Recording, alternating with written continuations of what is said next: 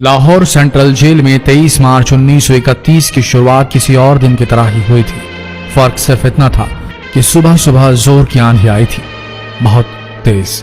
लेकिन जेल के कैदियों को थोड़ा अजीब सा लगा जब 4 बजे ही वार्डन चरत सिंह ने उनसे आकर कहा कि वो अपनी अपनी कोठरियों में चले जाएं। उन्होंने कारण नहीं बताया था। उनके मुंह से सिर्फ ये निकला कि आदेश ऊपर से है।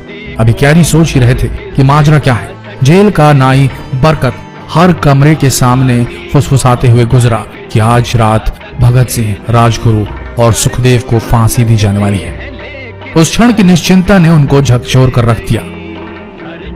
कैदियों ने बरकत से मनुहार की कि वो फांसी के बाद भगत सिंह की कोई भी चीज जैसे पेन, कंघा या घड़ी उन्हें ला कर दें ताकि वो अपने पोते पोतियों को बता सकें कि कभी वो भी भगत सिंह के साथ जेल में बंद थे। बरकत भगत सिंह की कोठरी में गया और वहां से उनका पेन और कंघा ले आया। सारे कैदियों में होड़ लग गई कि किसका उस पर अधिकार हो। आखिर में ड्रॉ निकाला गया, लाहौर कॉन्स्पिरेसी केस। अब सब कैदी चुप हो चले थे। उनकी निगाहें उनकी कोठरी से गुजरने वाले रास्ते पर लगी हुई थी। भगत सिंह उनके साथ फांसी पर लटकाए जाने के लिए उसी रास्ते से गुजरने वाले थे। एक बार पहले जब भगत सिंह उसी रास्ते से ले जाए जा रहे थे तो पंजाब कांग्रेस के नेता भीम सिंह सच्चर ने आवाज ऊंची कर उनसे पूछा था, आप और आपके साथियों ने लाहौर कॉन्स्पिरेसी केस में अपना बचाव क्यों नहीं किया? भगत सिंह का जवाब था, इनकलाबियों को मरना ही होता है क्योंकि उनके मरने से ही उनका अभियान मजबूत होता है, अदालत में अपील से नहीं। वार्डन चरत सिंह भगत सिंह के खैर ख्वाह थे और अपनी तरफ से जो कुछ बन पड़ता था उनके लिए किया करते थे। उनकी वजह से ही लाहौर की द्वारकादास लाइब्रेरी से भगत सिंह के लिए किताबें निकलकर जेल के अंदर आ पाती थी। भगत सिंह की जेल की जिंदगी काफी कठिन थी। किताबें पढ़ने का शौक हो चला था उन्हें कि एक बार उन्होंने अपने स्कूल के साथी जयदेव कपूर को लिखा था कि वो उनके लिए कार्ल लिब्कनेcht की मिलिटरिज्म, लेनिन की लेफ्ट विंग कम्युनिज्म और ऑप्टन सिंक्लेयर का उपन्यास द स्पाई कुलबीर के जरिए भिजवाएं। भगत सिंह जेल की कठिन जिंदगी के आदी हो चले थे। उनकी कोठरी नंबर 14 का फर्श पक्का नहीं था, उस पर घास उगी हुई थी। कोठरी में बस इतनी ही जगह थी कि उनका 5 फुट 10 इंच का शरीर बमुश्किल उसमें लेट पाए। भगत सिंह को फांसी दिए जाने से 2 घंटे पहले उनके वकील प्राणनाथ मेहता उनसे मिलने पहुंचे। मेहता ने बाद में लिखा कि भगत सिंह अपनी छोटी सी कोठरी में पिंजड़े में बंद शेर की तरह चक्कर लगा रहे थे। इनकलाब जिंदाबाद। उन्होंने मुस्कुराकर मेहता को स्वागत किया और पूछा कि आप मेरी किताब रिवोल्यूशनरी लेनिन लाए या नहीं। जब मेहता ने उन्हें किताब दी तो वे उसे उसी समय पढ़ने लगे मानो उनके पास अब ज्यादा समय न बचा। मेहता ने उनसे पूछा कि क्या आप देश को कोई संदेश देना चाहेंगे। भगत सिंह ने किताब से अपना मुंह हटाए बगैर कहा, सिर्फ 2 संदेश, साम्राज्यवाद मुर्दाबाद और इनकलाब जिंदाबाद। इसके बाद भगत सिंह ने मेहता से कहा कि वो पंडित नेहरू और सुभाष चंद्र बोस को मेरा धन्यवाद पहुंचा दे जिन्होंने मेरे केस में गहरी रुचि ली थी। भगत सिंह से मिलने के बाद मेहता राजगुरु से मिलने उनकी कोठरी पहुंचे। राजगुरु के अंतिम शब्द थे, हम लोग जल्द मिलेंगे। सुखदेव ने मेहता को याद दिलाया कि वो उनकी मौत के बाद जेलर से वो कैरम बोर्ड ले लें जो उन्होंने उन्हें कुछ महीने पहले दिया था। मेहता के जाने के थोड़ी देर बाद जेल अधिकारियों ने तीनों क्रांतिकारियों को बता दिया कि उनको वक्त से 12 घंटे पहले ही फांसी दी जा रही है। अगले दिन सुबह 6 बजे की बजाय उन्हें उसी शाम 7 बजे फांसी पर चढ़ा दिया जाएगा। भगत सिंह मेहता द्वारा दी गई किताब के कुछ पन्ने ही पढ़ पाए थे। उनके मुंह से निकला, क्या आप मुझे इस किताब का एक अध्याय भी खत्म करने नहीं देंगी? भगत सिंह ने जेल के मुस्लिम सफाई कर्मचारी बेबे से अनुरोध किया कि वो उनके लिए उनको फांसी दिए जाने से 1 दिन पहले शाम को अपने घर से खाना जरूर लाएं।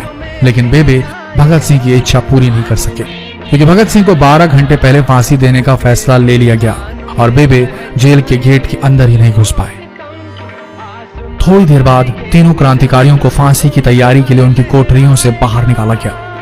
भगत सिंह, राजगुरु और सुखदेव ने अपने हाथ जोड़े और अपना प्रिय आजादी गीत गाने लगे। कभी वो दिन भी आएगा कि जब आजाद होंगे हम, या अपनी ही जमीन होगी या अपना आसमान होगा। फिर इन तीनों का एक एक करके वजन लिया गया। सबके वजन बढ़ गए थे।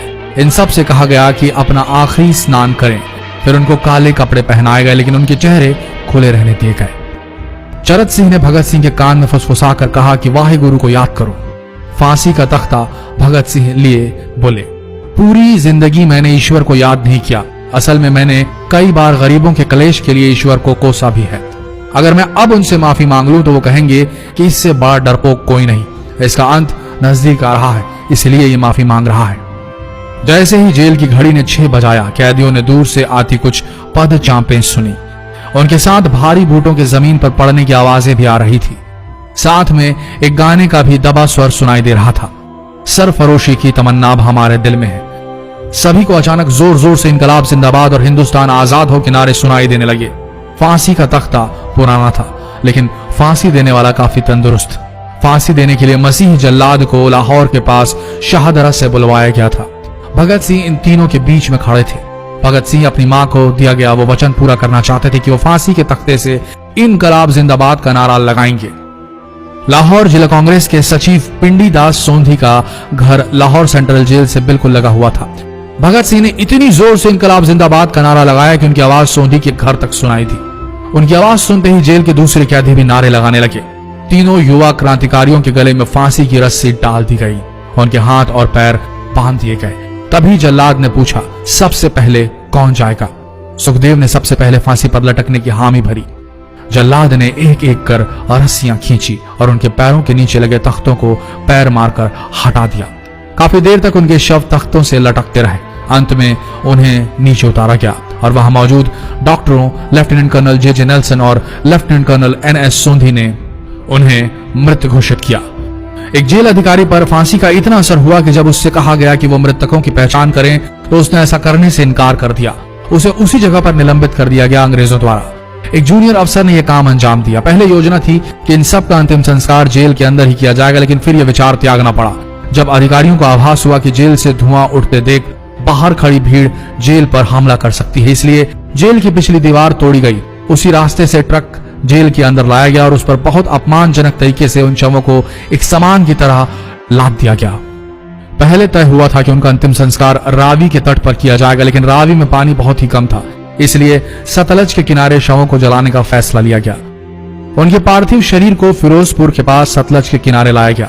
तब तक रात के 10 बज चुके थे। इस बीच उप पुलिस अधीक्षक कसूर सुदर्शन सिंह कसूर गांव से एक पुजारी जगदीश अचरज को बुला लाए। अभी उनमें आग लगाई ही गई थी कि लोगों को इसके बारे में पता चल गया। जैसे ही ब्रितानी सैनिकों ने लोगों को अपनी तरफ आते देखा, वो शवों को वहीं छोड़कर अपने वाहनों की तरफ भागे। सारी रात गांव के लोगों ने उन शवों के चारों ओर पहरा दिया। अगले दिन दोपहर के आसपास जिला मजिस्ट्रेट के दस्तखत के साथ लाहौर के कई इलाकों में नोटिस चिपकाया गया, जिसमें बताया गया कि भगत सिंह, सुखदेव और राजगुरु का सतलज के किनारे हिंदू सिख रीति से अंतिम संस्कार कर दिया गया है। तो ये थे भगत सिंह की जिंदगी के वो 12 आखिरी घंटे। आशा करते हैं इस वीडियो में सुनाई गई ये कहानी आज युवा पीढ़ी के दिलों में मर चुके देशभक्ति को जगाने में कामयाब होंगी। जितना हो सके इस संदेश को पूरे देश में पहुंचाएं। इस वीडियो को शेयर करें फेसबुक पर, व्हाट्सएप पर, और हो सके तो इस पेज को फॉलो करें ताकि ऐसे ही वीडियोस आप तक सही समय पर पहुंच सके।